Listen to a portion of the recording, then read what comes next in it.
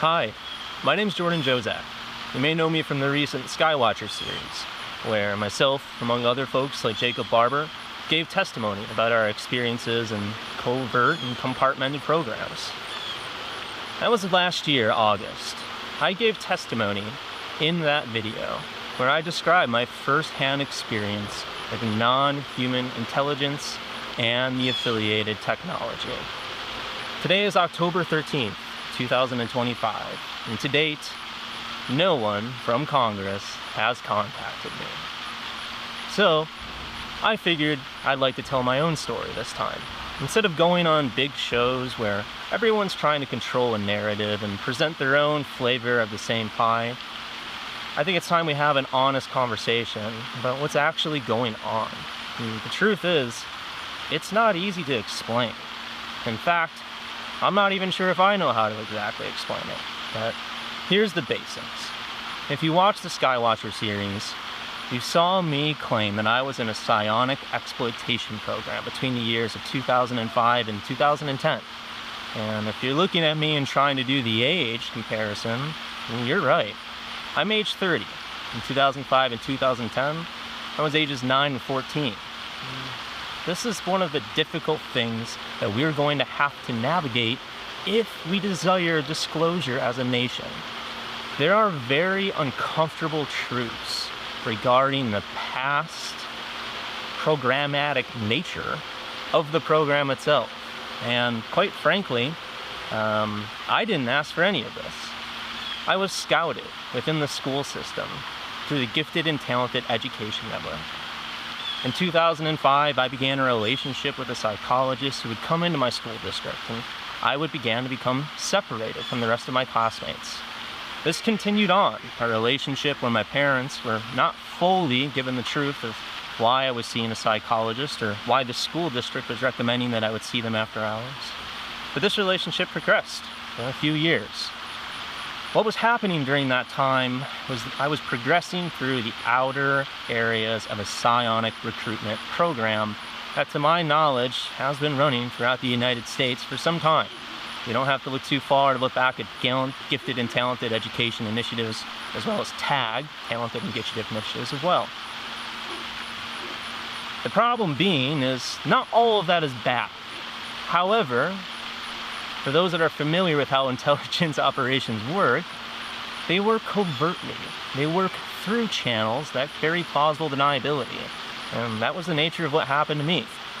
In 2008, I was progressing and excelling within the program to the point that they removed me from the public school district. And for 2 years, I attended school at what seemed like a very normal, lockdown, scan in, scan out, off-site facility. My parents were just told that I was going there to get better. I just needed mental health treatment. But what they didn't know is that facility was a cover for a much larger program where I interacted with non-human intelligence and its associated technology. I interacted with a piece of technology known as Sylvia within the program. And that's where things get very difficult.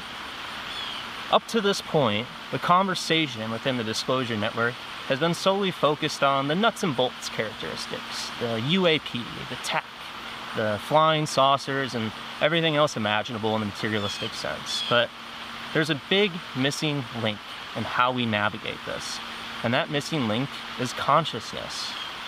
We need to have an honest conversation about ourselves. Psi has been a missing link not only within science, physics, but just our overall advancement and evolution as a human species. Components of the program are well familiar that consciousness is non-local. And what does that mean? Well, it means that our essence is more than our body. We can have out-of-body experiences, and we can perhaps imprint or even affect the reality around us. So what does that mean? Well, that means that you are very much in control of your own reality. Your thoughts do become things, and the whole age-old addict of The Secret or manifestation is, in my mind, things that are very true, and things that I was trained on to exploit within the program. See, we weren't doing things like getting in a secret spaceship or going to underground bases and meeting with aliens. We were using consciousness technology that engaged with us, and they needed very special kids to do that. Within the program for those 2 years, I worked with autistic non-speakers, and the abuses that I saw committed were disgusting. While I was a kid who had a voice and could use my body, I could kick and scream when the experiments were getting bad. But for those that were non-speaking or non-moving, they had a much more difficult time. And there needs to be a serious investigation into this programmatic nature. Now, what is the program? Well, that's a whole other problem. Most people understand this component of a legacy program, which in my mind is exactly how the beginning started. However, more recently, every single agency has got their hands on either some aspect of this research or some aspect of the program itself. While everyone would love to think that there's a centralized, beautiful little board that has all this compartmented and they're just not releasing it, the real truth is shit is so much more messy than that, let me tell you. I don't know exactly what the pathway forward is here, but we need to really rapidly scale up our research into consciousness, and I think right now AI is providing us the ability to take a rapid step. We don't need our government to tell us what we already know. The truth is out there, and there's many individuals like myself who are trying to find their voice to bring this to others. None of us want problems. None of us want to burn down the system, and none of us are sitting here on a soapbox telling you that you should feel bad for me. In fact, my story is much different. I did go through hell. Many other kids went through hell, and we worked firsthand in these programs at a young age. From that point forward, you either went further into the DoD establishment or you stayed on the outside, which I did for many years. I stand here today to take a stand, to challenge all of us to think differently, and that's why I'm launching 3 crowd-funded projects: Night Under the Stars, the Telepathy Center, and Legacy Voices. I first want to talk about Legacy Voices. There are many people like myself with first-hand knowledge, psi protocols, first-hand experiencers, and a whole untapped community of experiencers, of people experiencing things like direct contact or altered states of consciousness with shared messages and synchronicities. It's clear that there's something like an awakening potentially happening to human consciousness, and we're still focused on drones. What if all of this is a wake-up call for us to think differently and to think bigger? So that 3-part process, Legacy Voices, is designed to give voices to those that have credible information and first-hand experiences. We want to leverage AI to do pattern recognition, to bring whatever intuitive information can be gleaned that could potentially further resources as we begin to look into the aspects of the phenomenon.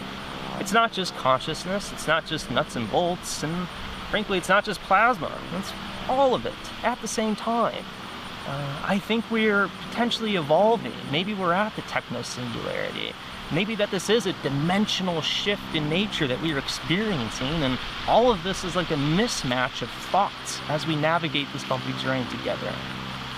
However, one thing's incredibly important to me: that these voices get out, that those that have information can get their testimony to researchers. And AI is the only way to do that.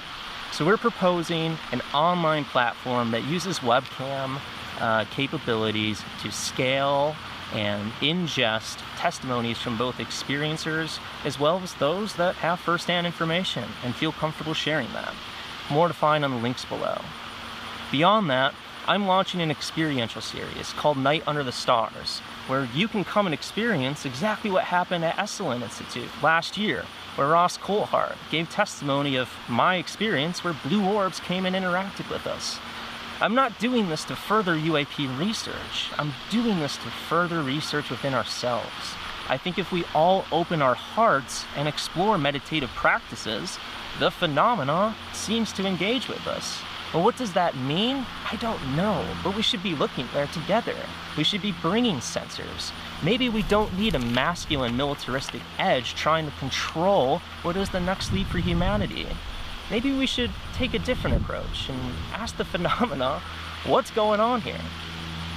And lastly, I'm launching the Telepathy Center, where I hope to bring together those on the concepts of spirituality, consciousness, as well as research, and put all of these different ingredients into the same chamber and see if we can rapidly scale together our understanding as well. I don't think we're just missing physics. I think there's a culmination of things all along the way that we need to begin taking a look at. And some of that's in ancient esoteric traditions. Some of that's in our religious frameworks. Some of that's in spirituality, and some of that's right here. We in the Western world need to take a different approach to how we look at this. And I challenge everyone, whether you're a legacy program member or not, to use your voice. Don't fall for the falling system, and get out there and make a difference. For those that have been looking at my history and asking some questions, I wanted to share a story. Someone asked me recently if I was actually an arborist or if that was some cover job. The truth is, I love trees, and I really was an arborist, a certified one, for many years. In fact, in consciousness research, there's so much gleaning of telepathy actually within fungal networks of trees. We should be looking there. We should be bringing scientists out to not only nature as we question the stars, but also our own hearts as we question our own souls. I'll leave you with a picture of one of my favorite trees. Maybe you've seen it before.